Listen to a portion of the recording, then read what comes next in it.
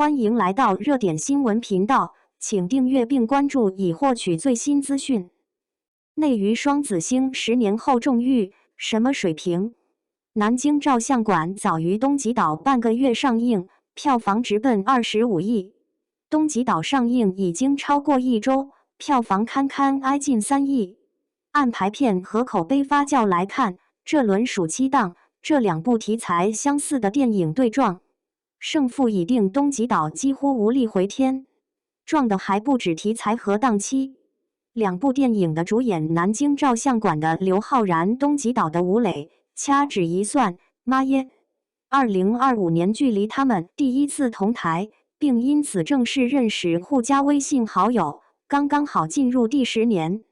10年前，他们一个叫30弟弟才满15岁，一个叫昊然弟弟不过刚成年。一个是童星入行，被观众一路以母校看着长大；一个是白月光少年，一笑露出虎牙的青涩、干净，令姐姐梦回校园初恋。他们被视作一对双子星，相互照亮，腾空而起，共赴似锦前程。然而前程往往与成年人世界的残酷一并到来。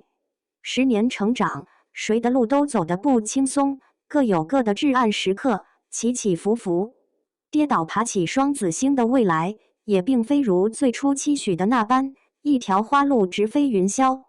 飞到如今第10年，迈入25岁坎的吴磊与直逼而立之年的刘昊然，到底又飞入同一片战场，各凭作品，两两相对，既是旧友重逢，也为竞品互鉴。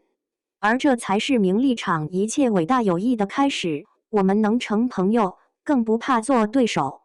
昊磊这10年公开可见的互动其实不多，除了开头1-2年作为大众喜闻乐见的一双帅弟弟而攒下一些同框之外，余下许多年，两人各闯赛道，各自建立新的朋友圈，极少有机会打到照面，使得今年1月的微博之夜，他们短暂的同框了一下，便戳得不少人泪流台下的艺人区。两个人座位连座位，头挨着头聊天，特别开心。从 CP 学的角度说，10年了，两张脸再摆在一起的养眼程度不减当年，已经是大赢。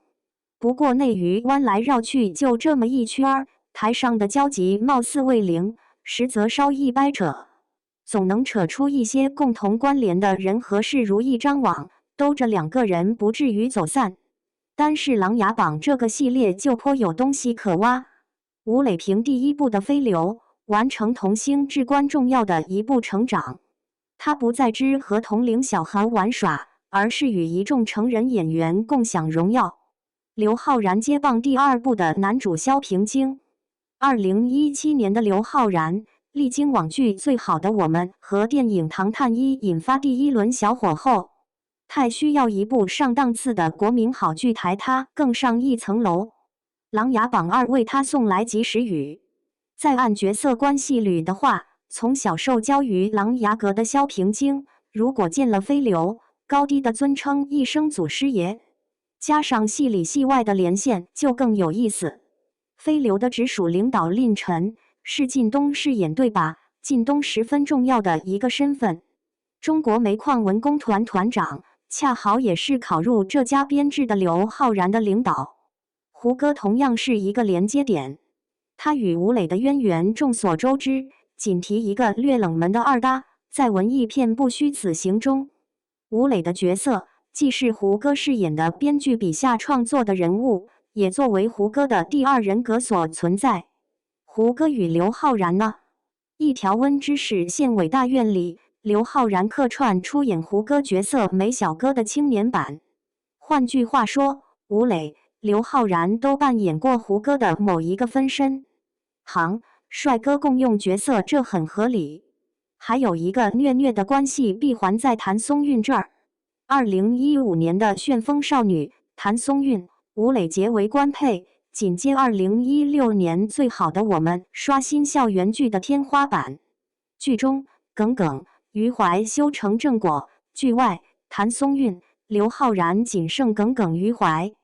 以及10年前吴磊和刘昊然首次同台录的那期节目，谭松韵也是嘉宾之一。他与吴磊的剧刚播完，与刘昊然的新剧正在拍摄。台上3个人，有人互为同事，有人第一次碰面，一拍即合，就此成为朋友。严格讲，在浩磊并作双子星，为内娱吹来阵阵清风的阶段，脚踩巨大爆剧琅琊榜的吴磊，势必于各种意义上都高过刘昊然半头。最好的我们作为恋爱向往剧，再怎么以小博大，数据漂亮的惊人也受众有限。影版北爱和唐探一显然更有利于陈思诚，他成功实现转型，捧红了自己，捧出了刘昊然。当然，现在回头品唐探一，细想陈思诚电影与刘昊然一路的托举，意味又有许多不同。或许职场的第一份工作，被奶的第一口奶，冥冥中已为一辈子埋下伏笔。某种程度说，刘昊然与陈思诚属于相互买股对方，彼此运气都极好，于是10年来始终亏少赚得多。那也是后话了。反正在浩磊故事的第一章相遇，小2岁，却早在圈子中混成老江湖，又爆了作品的吴磊，有点带着新人刘昊然一起玩的意思。2016年尖叫之夜，吴磊是大红人也是大忙人，台上为胡歌 P 围脖，台下和刘昊然嘎嘎乐。不过在倍速播放的娱乐圈，做弟弟受宠的待遇总是一晃而过，时间催人成长，机会在变招法的甬道面前时，必然好坏兼有，选对选错都有可能。两人的位置发生一次微妙变化，便是从吴磊错选电影《阿修罗》开始。吴磊、梁家辉、刘嘉玲3头连体名画，或者应该说，靠飞流上桌后，吴磊便有了用脚答题、闭眼选片的迹象。是直到《阿修罗》上映，才 boom 一声炸个稀碎。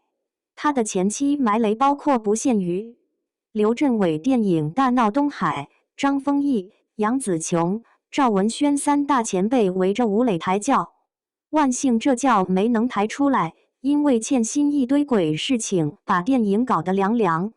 很快又来阵容豪得更离谱的极致追击，精灵王子奥兰多、昆凌、任达华带着吴磊各种大场面干架，钱没少烧，差评没少拿。那么最大赢家是谁？周董及其爱妻。那一年 N9 盼不来周杰伦发歌的歌迷，要听他的新歌，得进电影院守着嫂子主演的大烂片，直到片尾出字幕，响起由他操刀的主题曲。1年后《阿修罗》上映，噱头就很有那味儿，投资7.5亿，中国第一部重工业大片。这些瞎话似乎只有喜提豆瓣2.1分的毕志飞信了。当电影出分3.0时，他发文力挺最具好莱坞水准的国产大片。当电影上映不足3天慌忙撤档时，马伯庸也为之舞了一笔。论导游，还是业内人最会。阿修罗一尺连粉丝也受伤不轻，他们冲到吴磊微博下无心控评，默默把一条 Q 刘昊然的留言点赞到最高。那是2018年，吴磊因阿修罗元气大伤，刘昊然因唐探3在春节档斩获33亿票房，扶摇直上。一时间，双子星明暗分明，不再如曾经一同闪耀。可谁都无法当常胜将军，如同谁也不会一惨惨到底，物极必反，触底则反弹。浩磊命定般的又一轮交错与碰撞，发生在2022年。此前的一部《长歌行》为吴磊是水谷偶开了一个还不错的好头，于是到星汉灿烂一波，响炮直接震翻天，震出一个无路可逃对打地心引力。然而此刻，他的相关方正深陷风波。到这一年，吴磊22岁，帅帅的大小伙子一枚，总算洗掉刻板印象过深的儿童脸，开始被接受能演恋爱戏，能被视作成年男子对待。他漫长的童星瓶颈期就此结束，可算成了年。同时段的刘昊然也卯足劲儿的渴望击破纯白少年感，一心求改头换面。非常勇于挑战自我。为此，他不惜在白昼流星里扮流浪儿，为韩寒电影《四海》染黄毛、增肥，出演失意的小镇青年无人要，最终票房平平，口碑惨败。这是刘昊然入行7年的第一部一番电影，他个人非常喜欢，却难敌观众的不喜欢。